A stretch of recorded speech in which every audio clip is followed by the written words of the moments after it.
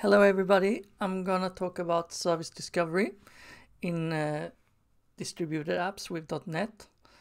And when we're talking about service distributed apps, we're actually meaning like microservices, but that's not the whole thing. It's just I would refrain from using microservices as that is a kind of overused term. Distributed apps are apps that consist of multiple services that communicate with each other.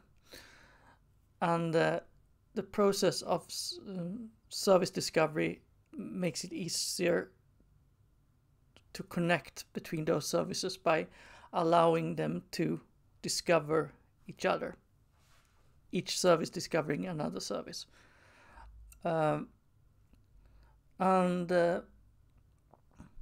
I've prepared this demo.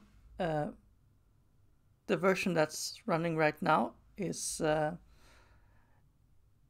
one showing how you would do it without how you would connect services without service discovery. So let's dig in and or what we should say in this. Let's have a look at this code. We have a simple Blazor app here. It's actually just the standard Blazor application. You have the counter, and you have the weather application, weather page. I mean, I've made an important modification to this, and that's that this weather forecast is actually fetched from another service through an API. So we have this web application 1, which is the service that it fetches the data from, and it's simply the template. This project is generated from the template. So you have the map get weather forecast here as a minimal API, and then you have the weather page in the Blazor app, which has been modified to fetch the data from Web API 1.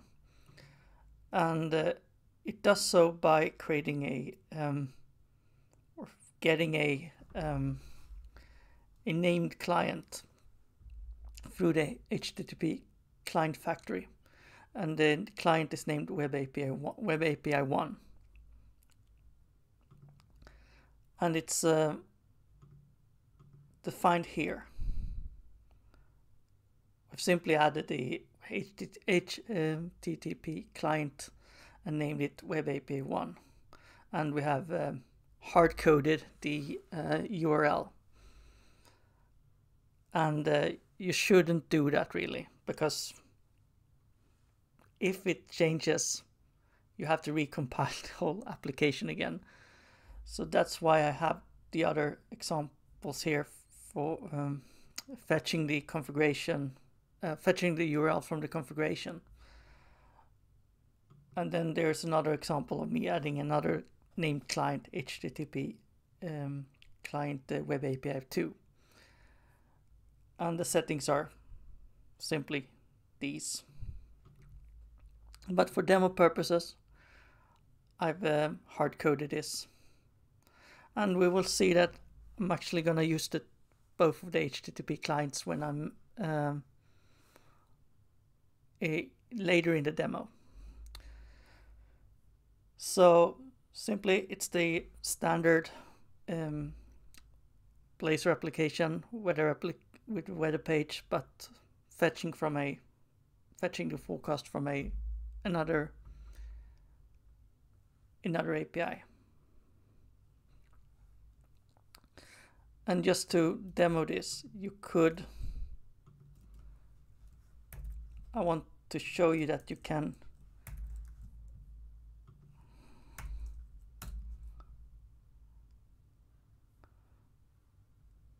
now we've defined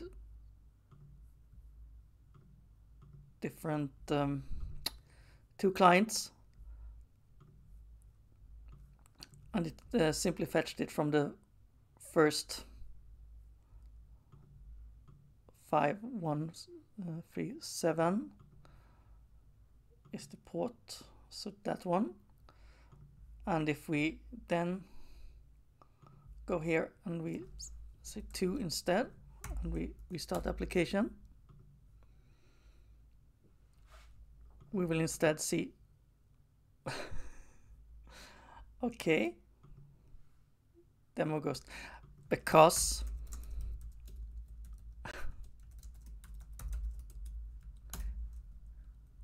we need to run this second service, and now it works.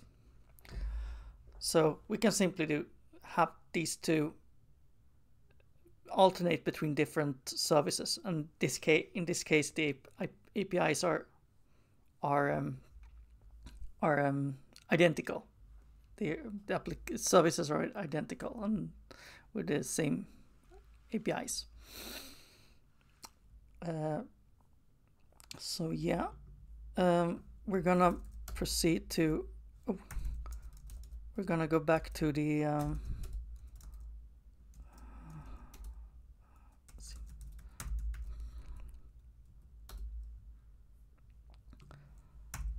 We're gonna switch to the other branch.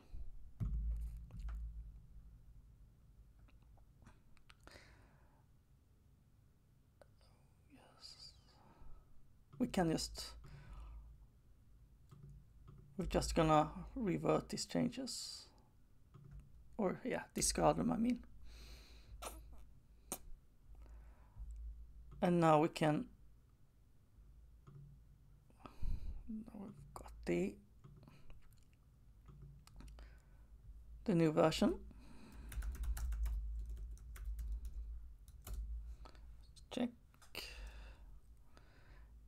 So now we're going to talk about the service discovery part. I'm using a project called Steeltoe Service Discovery, which is part of the Steeltoe. I don't know what we should call it. It's a portfolio of different projects that help in building distributed apps. And believe it or not, they are actually a sister project of the Spring open source project, the Java project. So I imagine there is some kind of compatibility between those projects.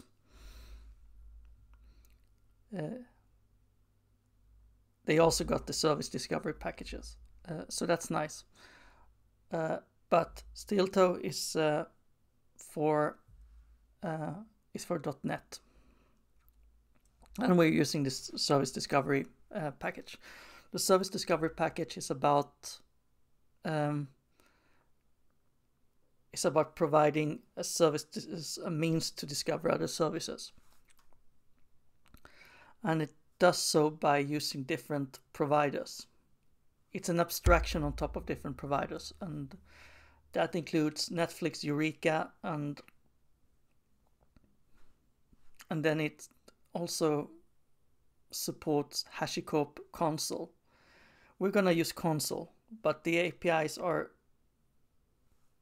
the Steeltoe Service Discovery API is the same. It's just the configuration that's a bit different, and they work a bit different under each provider works a bit different under the hood. But basically, we add this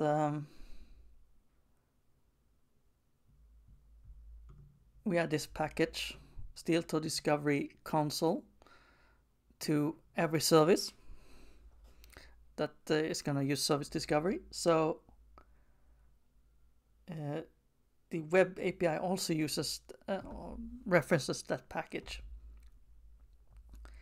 and that makes it possible to add service discovery to the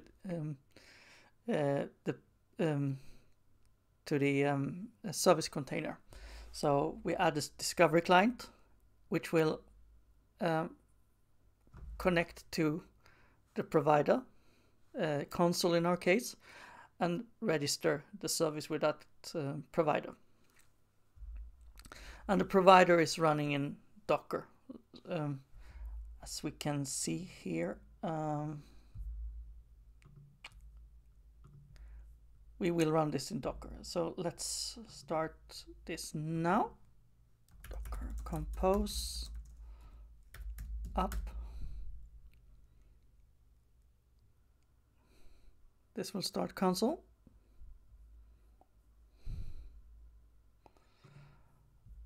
And yeah, the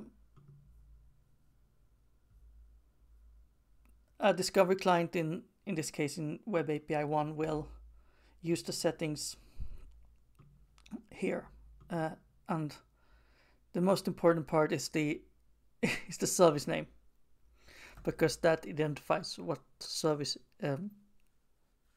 the service name, and that's used to address the service in a manner that you don't need to specify the IP address. You just specify the like the URI or the IP address. You just need to specify the service name in the form of like a convention. Well, there's an URI convention where it is the protocol / the service name. That's all. And you see here that the HTTP client is not like using localhost or the port, because that's gonna be resolved by Steeltoe. So Steeltoe will use a special HTTP message handler that will call the provider console and fetch the actual IP address, or URIs of the service, depending on how you've configured it.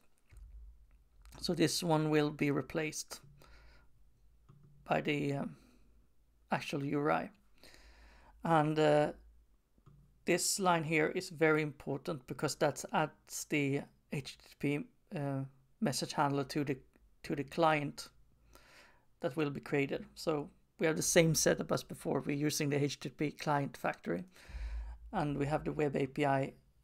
We name this HTTP client web API. The reason why you should use HTTP client factory is because it manages the lifetime of the HTTP client in a manner that's very efficient and because it's shared, and it's also disposed accordingly. So let's try this one again. We're starting the service, and you'll see here that it has registered the service with console with the name Web API 1, the same as here and the same as in the config file. And now we need to run the Blazor app, and that's also registered by default with the Blazor app name. So it's using the product name as the service name, unless you specify other. We go there, and then we go here, and you see that it simply resolves it's a get to the http://web API/weather forecast, and it's using the Discover HTTP client handler, and then it has resolved the actual URI here.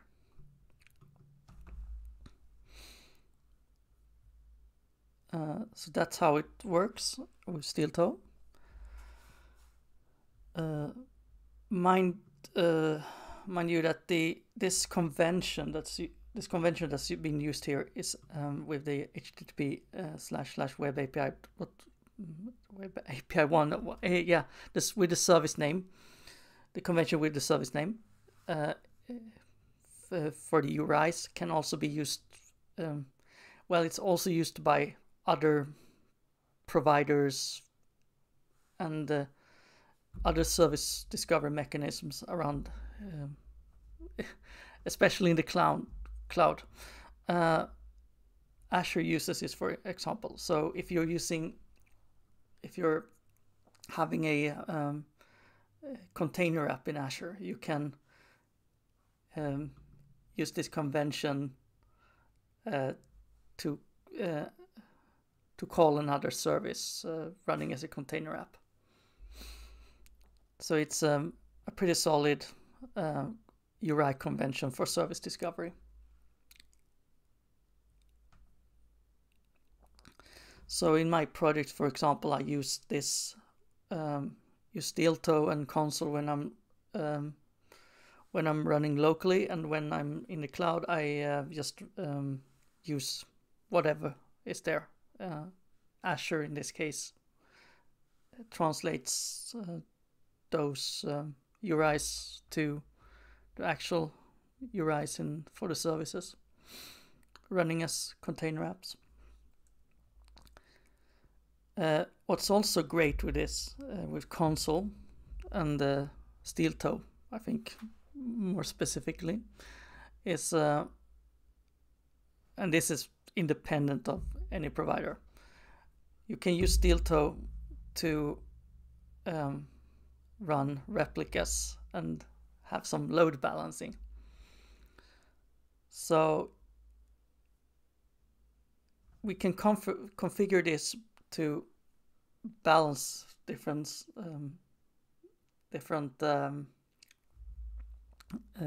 between different instances of a service. We're just gonna remove this. We have never used the Web API 2 except in the before example. But if we do this instead, we let's just call it Web API. And we go to each service and we change the service names to just Web API, both services.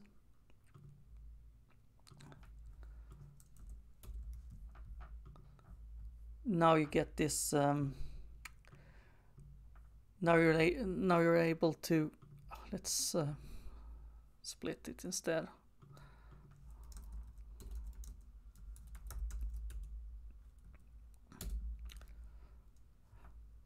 Now you're able to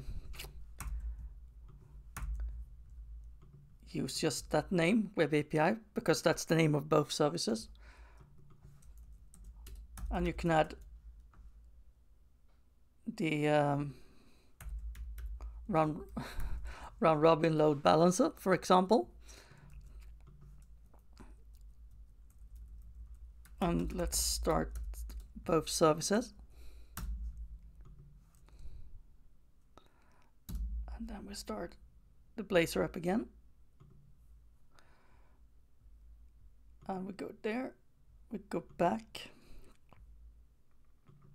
And we'll see that it resolved Web API to 5004. And now we try again. And now it resolved to 5137. So that's load balancing. So it resolves the web HTTP / Web API to either one of the services, either Web API 1 or Web API 2. And that's how you implement load balancing. I hope that this example was useful to you, and yeah, thank you for listening.